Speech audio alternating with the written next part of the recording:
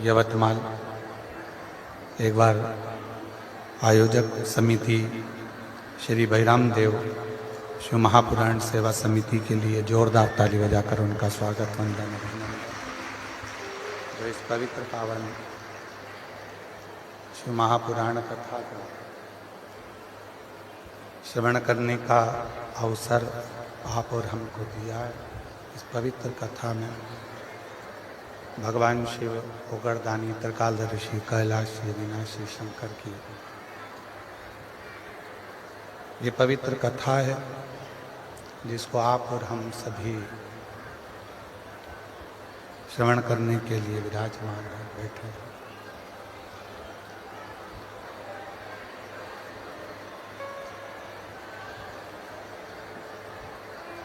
भक्ति और मुक्ति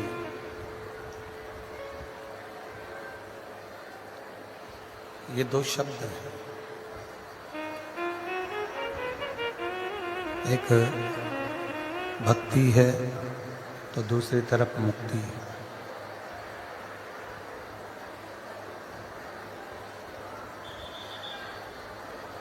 भक्ति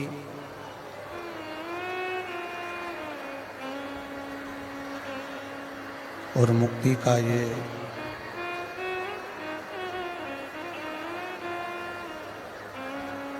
भक्ति और मुक्ति का ये अनूठा संगम है शिव महापुराण की कथा।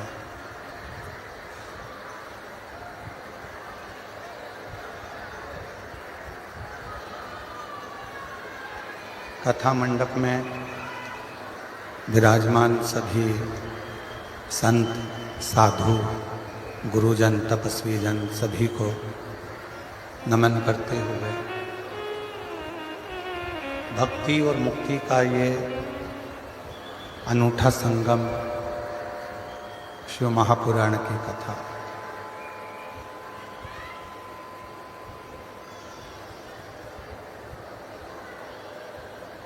लोग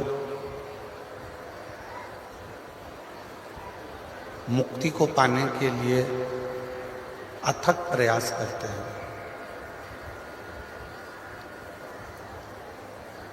दान करेंगे, पुण्य करेंगे, सत्कर्म करेंगे, भजन करेंगे, कीर्तन करेंगे, जिससे मुक्ति का पथ निश्चित हो जाए। मुक्ति का पथ निश्चित हो। यहाँ आवाज नहीं है, बिल्कुल भी कुछ भी। बाहर भी पब्लिक में आवाज नहीं है। भक्ति शिव पुराण की कथा कहती है कि यदि जीव को मुक्ति चाहिए तो उसका सबसे पहला एक लक्ष्य राम जी के चरणों में भक्ति करे, भगवान कृष्ण की भक्ति करे, शिव की भक्ति करे। चाहे इस संसार सागर में जिन माता पिता ने जन्म दिया है, जिन माता पिता ने हमको भेजा है, एक जनी आकर सुनो तो सही यहाँ आवाज को। जिन माता पिता ने जन्म दिया है, जिन माता पिता ने हमको इस संसार सागर में जन्म दिया, उन माता पिता की भक्ति भी हम कर सकते हैं। जरूरी नहीं कि हम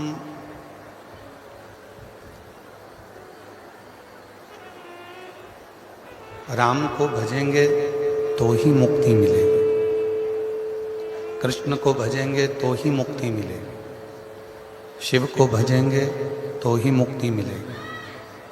शिव महापुराण की कथा तो ये तक कहती है कि आप यदि अपने माता पिता के चरणों की भी सेवा कर रहे हो, माता पिता के चरणों की सेवा में भी लगे हुए हो, माता पिता के चरणों की सेवा में भी अगर तत्पर हो, तो भी निश्चित है कि मुक्ति मिलना ही। जैसे पौंडलिक की कथा थी, पौंडलिक ने करा था। रुपए से इसमें आवाज तो आई नहीं रही है।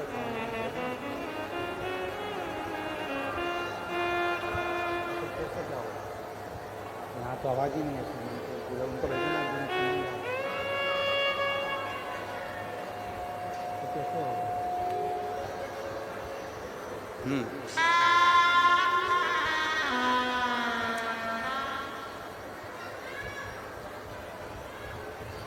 पौंडलिक की कथा कहती है,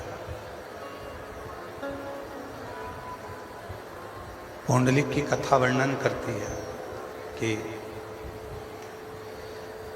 पौंडलिक ने कहीं पर भी जाकर कोई तप नहीं करा, पौंडलिक ने कहीं जाकर कोई साधना नहीं करी, पौंडलिक ने कहीं जाकर कोई डेरा नहीं बनाया। पौंडलिक ने तो केवल एक कार्य करा और वो अपने माता पिता की सेवा करी। और माता पिता की सेवा का, माता पिता की सेवा का जो फल पौंडलिक को मिला, वो स्वयं पंढरपुर में हरिविठ्ठल आकर विराजमान हो जाते हैं, जो पौंडलिक के सम्मुख में होते हैं।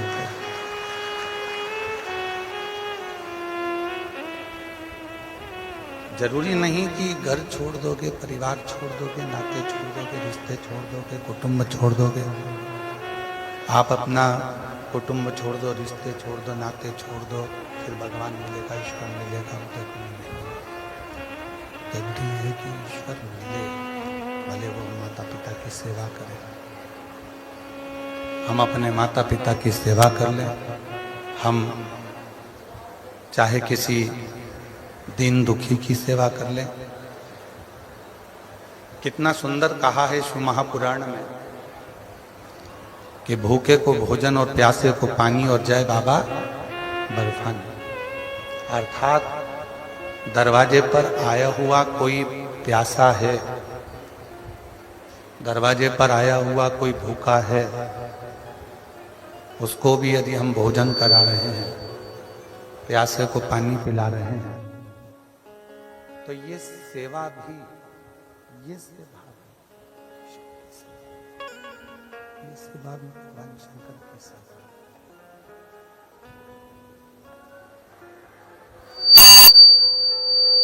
ये सेवा भी भगवान शिव की ही सेवा। ये सेवा भी भगवान शंकर की ही सेवा। किसी को एक बड़ा सुंदर एक प्रसंग चंचुला देवी ने पूछा, मुझे मेरे पति की चिंता। चंचुला देवी बोल रही, तो तुमरुका जी ने पूछा कि तुम्हें तुम्हारे पति की क्या चिंता है? तो कहा कि मेरा पति प्रेत योनि में पड़ा हुआ और मेरा पति प्रेत योनि में पड़ा है और वो प्रेत योनि से बाहर नहीं निकल, तो उसकी चिंता तो मुझे है। जो प्रेत योनि में पड़ा हुआ है, प्रेत योनि से बाहर नहीं निकल रहा है, उसकी चिंता तो मुझे व्यापेगी। तो तुमरुका जी ने कहा कि यदि तुम्हें चिंता है कि तुम्हारा पति प्रेत योनि में है, तो तुम क्या कर सकते हो उसके? तुम उसके लिए करोगे क्या? क्या कर सकते हो? तो चंचुला देवी ने कहा कि मैंने सुना है, पार्वती माता ने मुझसे कहा है, पार्वती जी ने मुझसे कहा है, माँ जगत जननी जगदम्बा पार्वती जी मुझसे बोली हैं कि आप यदि शिव महापुराण की कथा करवाती हो और उस कथा को यदि तुम्हारा पति श्रवण करता है, तो निश्चित है कि वो प्रेत योनि से छूट जाए, प्रेत योनि से मुक्त हो जाए। चंचुला देवी कहती है कि मुझे चिंता व्याप रही, मेरा पति प्रेत योनि में है, उस प्रेत योनि से मुक्त करने की मुझे चिंता व्याप। संसार सागर में ऐसे ना जाने कितने हैं जो केवल एक चिंता के घेरे में घिरे हुए। पर शिव महापुराण की कथा कहती है, भगवान शंकर का चरित्र कहता है, शिव तत्व कहता है, शिव पुराण कहती है कि चिंता को छोड़कर तुम्हारे बस में जितना है कम से कम उतना तो करो। जब तुम्हारे बस में जितना होगा उतना भी तुम करोगे तो तुम्हारी चिंता धीरे धीरे मिटना प्रारंभ हो जाएगी और शिव की कृपा। आज व्यक्ति के बस में जितना है वो उतना भी नहीं करना चाहता। कई लोग ऐसे भी हैं संसार सागर में जो ये विचार करते रहते हैं कि जो करेगा वो ईश्वर करेगा, मुझे कुछ करना ही नहीं। कई लोग ऐसे हैं संसार सागर में जो विचार कर कर बैठे हैं कि मुझे कुछ नहीं करना, करेगा तो ईश्वर करेगा, जो करेगा वो परमात्मा करेगा, जो करेगा वो ईश्वर करेगा। तो ईश्वर कब करता है, भगवान कब साथ देता है? जब आप कुछ कर्म करो। और आप यदि कोई कर्म करोगे ही नहीं, कोई कर्म करना ही पसंद नहीं करोगे तो ईश्वर कैसे साथ देगा? तेरे मंदिर में आना मेरा काम है और मेरी बिगड़ी बनाना तेरा। अभी इन लाइन में आप खुद भी बोल कर देखिए। आप बोलो उसको, तेरे मंदिर में आना मेरा काम है और मेरी बिगड़ी बनाना तेरा काम है। मतलब बिगड़ी कब बनाएगा? तेरे मंदिर में जब मैं आऊंगी। मतलब मैंने प्रयास करा तेरे मंदिर में आने का, मैंने प्रयास करा तेरी कथा को श्रवण करने का, मैंने प्रयास करा तेरे मंदिर में जाकर एक लोटा जल चढ़ाने का, मैंने प्रयास करा तेरे शरणागति ग्रहण करने का, मैंने प्रयास करा श्री शिवाय नमस्तुभ्यम बोलने का, मैंने प्रयास करा भगवान की भक्ति करने का। जब अपन प्रयास करेंगे तो ये निश्चित है कि भगवान देव अधिदेव महादेव करुणा जरूर करेंगे, ये निश्चित है। प्रयास ही ना करें, हम प्रयास करते ही नहीं, हम सोचे कि जो कुछ करेगा सब ईश्वर करेगा, जो कुछ करेगा सब ईश्वर करेगा, जो कुछ करेगा सब ईश्वर करेगा, जब इसी चीज में उलझे रह जाए तो जीवन का कोई सुख हम प्राप्त नहीं कर सकते, जीवन का कोई सुख हम मिल नहीं सकता। तेरे मंदिर में आना मेरा काम है और मेरी बिगड़ी बनाना तेरा।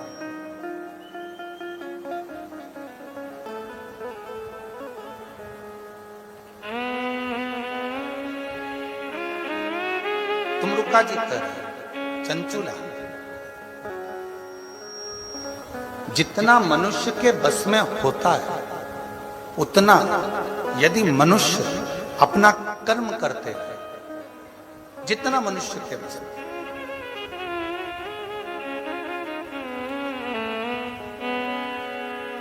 तो मानव अपने लक्ष्य तक पहुंच जरूर है। एक सुंदर प्रसंग आता है,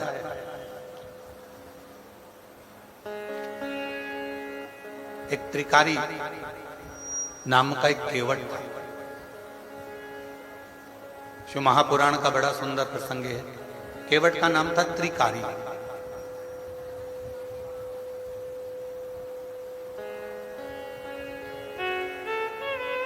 एक नदी के तट पर रहता था, छोटा सा झोपड़ा उसने नदी के तट पर बना दिया और वहीं पर उसका विश्राम।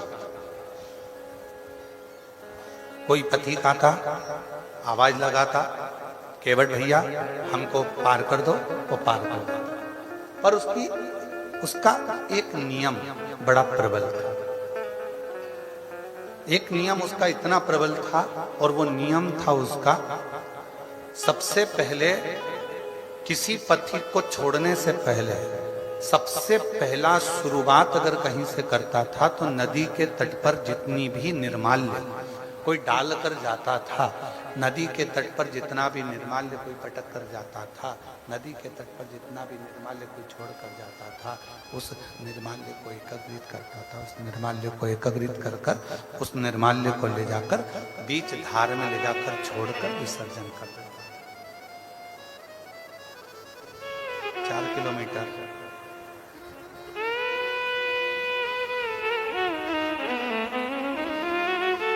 निर्माल्य को बीच धार में छोड़कर जाता था। पूरे तट का निर्माल्य एकत्रित करता और एकत्रित करने के बाद उसको बीच धार में पानी भरकर जहां पानी बहता उसी में उसको छोड़ देता। त्रिकारी केवल एक ही कार्य करता था कि जितना भी निर्माल्य मिल जाता नाव में रख लेता और उसको बीच धार में छोड़ देता। बीच और शिवपुराण क्या कहती है, कोई भी कर्म बेकार नहीं होता, उसका फल जरूर मिलता। संसार सागर में जन्म लेने वाला मनुष्य जो करता है उसका फल 100 गुना मिलता जरूर है। एक चावल का दाना मनुष्य पृथ्वी में बोता है, 100 चावल के दाने प्राप्त करता है। एक गेहूं का दाना पृथ्वी में बोता है, 100 गेहूं के दाने प्राप्त करता है। एक सोयाबीन का दाना पृथ्वी में बोता है, 100 सोयाबीन के दाने प्राप्त करता है। एक तिल्ली जमीन में बोता है, 100 तिल्ली प्राप्त करता है। उसी तरह मनुष्य एक गाली अगर किसी को देता है तो 100 गाली उसको सुनने को भी मिल जाती है। और एक अच्छी वाणी अगर मुख से बोलता है तो 100 जगह से उसकी बड़ाई हो जाती है। उसी तरह एक अच्छा कर्म जब हम अपनी जिंदगी में करते हैं तो 100 अच्छे कर्म वाले हमसे जुड़कर हमारी मंजिल तक हमें पहुंचाने का प्रयास है। वो 100 गुना अपने आप होगा।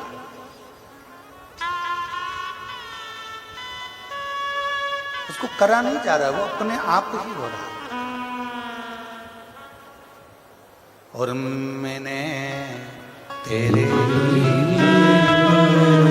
से बाबा तेरे भरोसे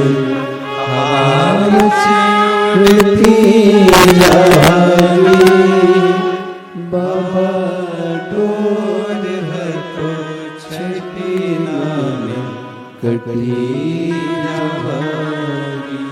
भोले मैं तेरी पतंग मैं तेरी पतंग हवा में उड़ती जावागी।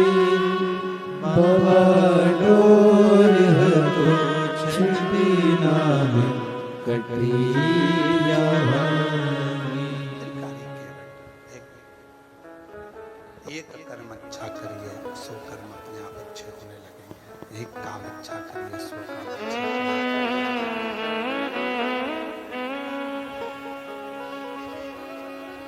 कर्म कोई बुरा नहीं। जिस कर्म को करोगे वो सारे कर्म अच्छे। कोई कर्म आवाज तो बढ़ा दो, पब्लिक भी परेशान हो रही है। एक कर्म अच्छा करोगे 100 कर्म अपने आप अच्छे होंगे। कर्म श्रेष्ठ कर और मत बुरे कर्म कर बंदे वरना पछताएगा। भगवान की आंखों से तू बच नहीं पाएगा, तू बच नहीं पाएगा। हरि ओम ज्ञानी मत करना दानी। हरि ओम ज्ञानी मत करना दानी। तेरे कर्म का फल भी तू ही पाएगा। जैसा किया तूने तेरे आगे आएगा। मत बुरे कर्म कर बंदे वरना पछताएगा। भगवान की आँखों से तू बच नहीं पाएगा, तू बच नहीं पाएगा। हरि ओ अज्ञानी मत कर नादानी। भगवान शंकर का चरित्र कह रहा है, शिव महापुराण की कथा कह रहा है, शिव तत्व कह रहा है। त्रिकारी घाट पर पड़े हुए सारे निर्माल्य को एकत्रित करता है और उस एकत्रित करे हुए निर्माल्य को नदी की बीच धार में जहां पानी बहुत तेज मात्रा में बह रहा हो वहां ले जाकर छोड़ देता है। कोई भी कर्म आप अपनी जिंदगी में जितने कर्म कर रहे हो, कर्म यदि आपका श्रेष्ठ है तो उसका फल भी श्रेष्ठ ही हो। जो कर्म कर रहे हो उसका फल आपको श्रेष्ठ ही मिलना, अच्छा ही मिलना।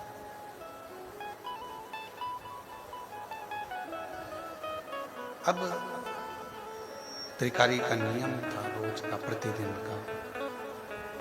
आवाज खोलो ना बाहर की, आवाज खोलो बाहर, पब्लिक को आवाज नहीं आ रही है।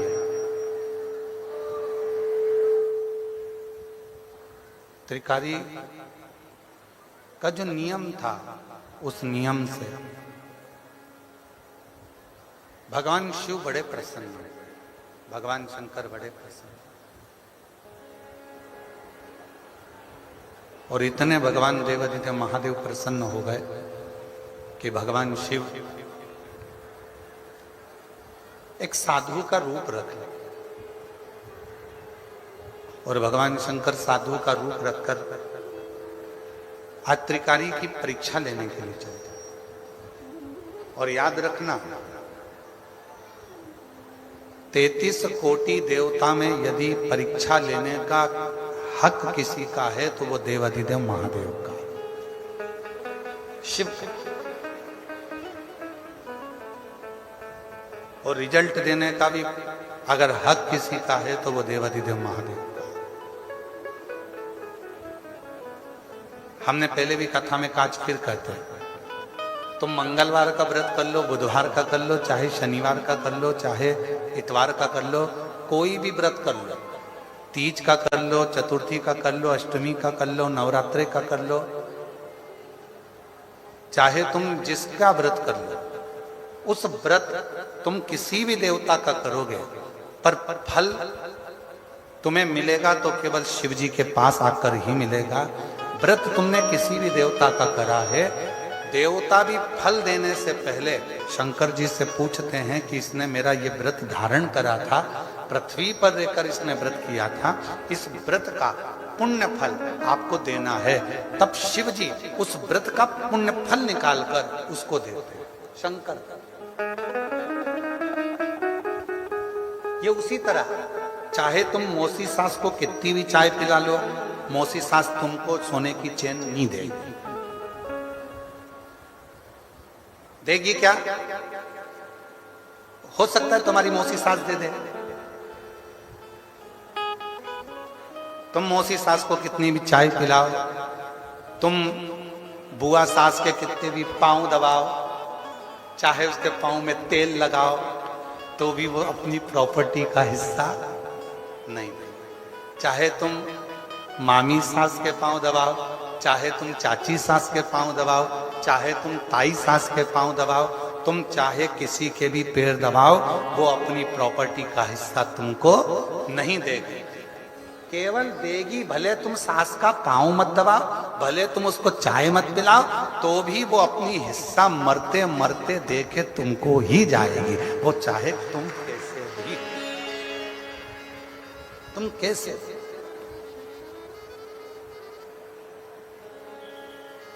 हिस्सा वही देगी, हक वही देगी, उसके सिवा कोई देने वाला नहीं, कोई नहीं। तुम चाय पिलाओ तो ठीक है, ना पिलाओ तो ठीक है, पानी पिलाओ तो ठीक है, ना पिलाओ तो ठीक है। उसी तरह तुम शंकर जी के मंदिर जाओ तो ठीक है, तुम शिव जी को एक लोटा जल चढ़ाओ तो ठीक है, तुम बेलपत्री चढ़ाओ तो ठीक है, ना चढ़ाओ तो ठीक है। तुम किसी भी देवता को भज लो, पर आखिरी में रिजल्ट तो शंकर जी ही बनाएंगे, सिग्नेचर उन्हीं के होंगे और रिजल्ट तुम्हारे हाथ में उन्हीं के माध्यम से आना होगा।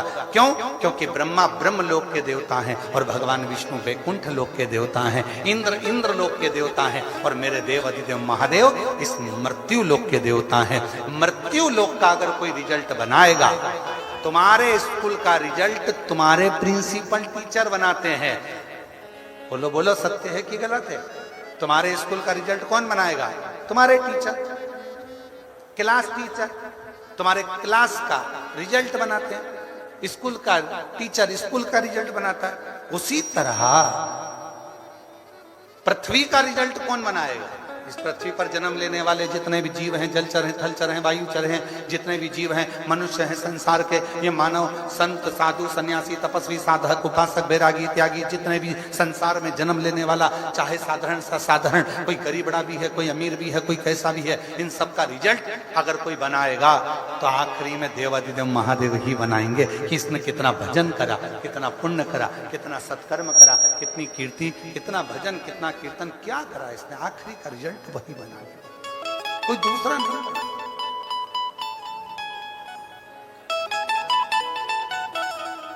बच्चे क्या करते हैं? अब बच्चों से समझदारी सीख लो।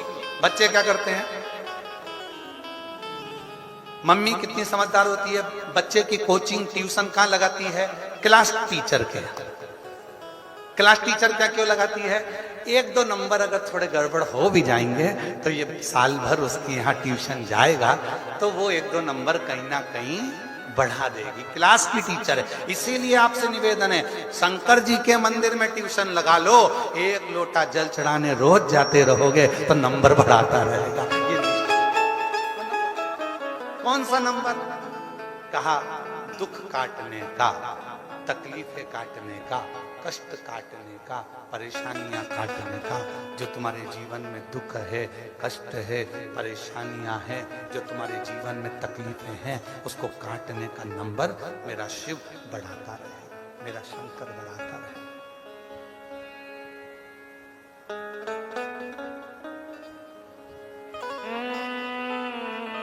इसीलिए आप लोगों से पहले भी काज फिर कहते हैं, ऐसे दयालुनाथ से रिश्ता बनाइए,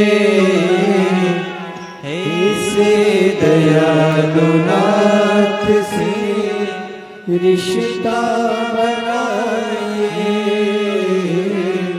मिलता रहेगा आपको जो कुछ भी चाहिए, मिलता रहेगा आपको जो कुछ भी चाहिए। करिश्मा होगा जो हुआ कहीं नहीं, ऐसा करिश्मा होगा जो हुआ कभी नहीं। मांगा है भोलेनाथ से वरदान एक ही, मांगा है भोलेनाथ से वरदान एक ही। तेरी कृपा बनी रहे जब तक है जिंदगी,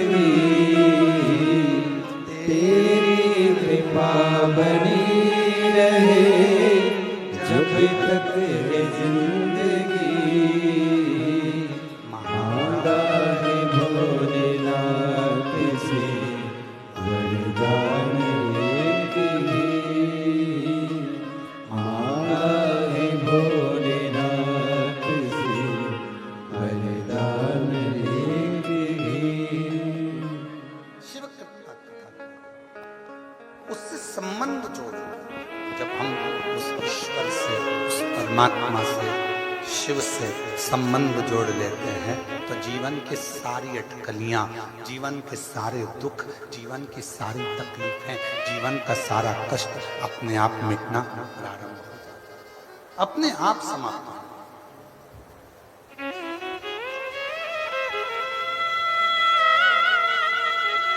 थोड़ा बहुत यदि अब कथा देखिए,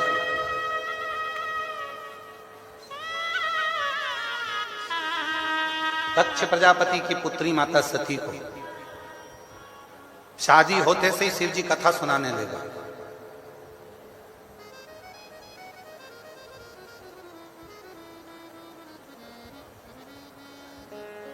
सीधे कथा सुनाने।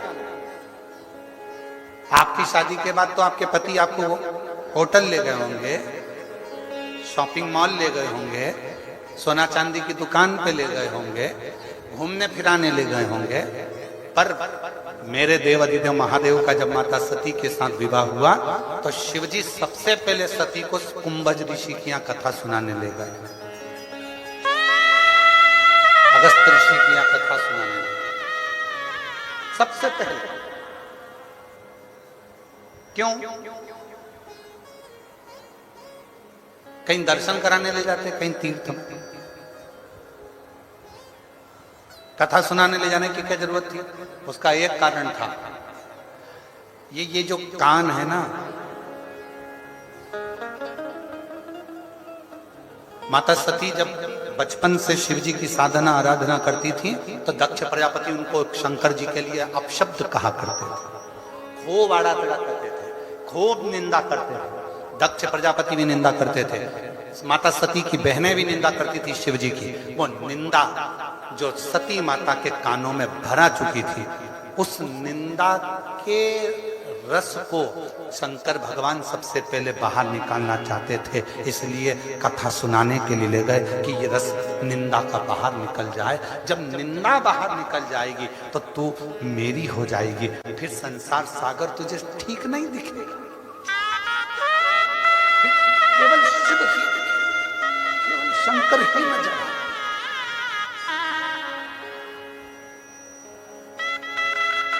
तुझे कोई दूसरा नजर नहीं आएगा, कोई दूसरा तुझे नहीं दिखेगा, दिखेगा तो केवल शिव ही दिखेगा, दिखेगा तो केवल शंकर ही दिखेगा। शिव माता सती को कथा सुनाने के लिए, माता सती। और देखो कितनी सुंदर बात है, अगस्त ऋषि कथा कर रहे हैं, सती माता कथा कानों में जा तो रही है पर उतार नहीं पा रही, उतार।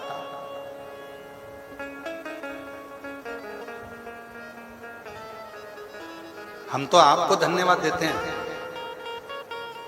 जितनी परीक्षा हमारी जिंदगी में हमने 30 साल में कथा देखी है और हर जगह कथा करने गए हैं और एक एक महीने में 3-3, 4-4 कथा होती है। जितनी परीक्षा हमने किसी कथा में नहीं देखी, उतनी परीक्षा हमने यवतमाल की इस कथा में देखी।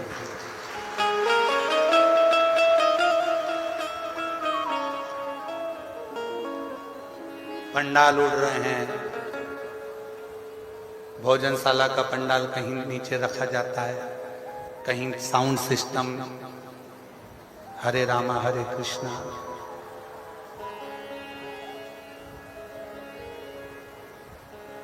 और बचा कुचा था तो 2-3 दिन से लगातार पानी, और पानी भी ऐसा कि अब यजमान जो समिति है बहिराम देव शिव पुराण सेवा समिति, इसने तो पूरी व्यवस्था करी है, पर पानी के आगे किसका जोर।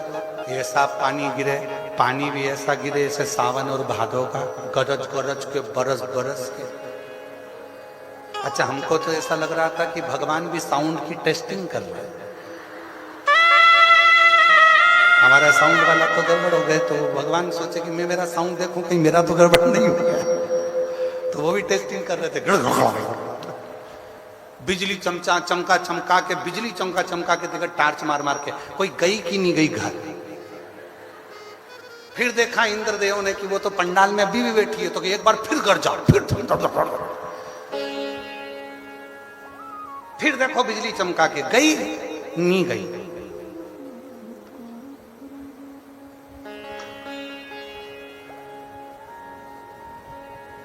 हमारी इतनी कथाओं में ये पहली कथा है आरणी यवतमाल की, जो पहले दिन से परीक्षा परीक्षा परीक्षा परीक्षा परीक्षा परीक्षा परीक्षा परीक्षा और आज भी चल रही है। ऐसा नहीं है, आज भी तुम्हारी परीक्षा चल रही है, ऐसा नहीं। कीचड़ हो गया,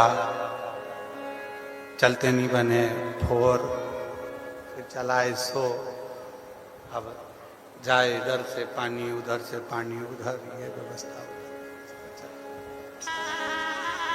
फिर भी बहिराम देव शिव महापुराण सेवा समिति के लिए एक बार ताली बजाओ, उसने बहुत मेहनत करी है, बहुत। यहाँ के विधायक महोदय को भी मैं धन्यवाद दूंगा, वो भी इस अथक प्रयास में लगे रहे कि ये कथा सुचारू रूप से चलती है। एक बार विधायक महोदय के लिए भी उनके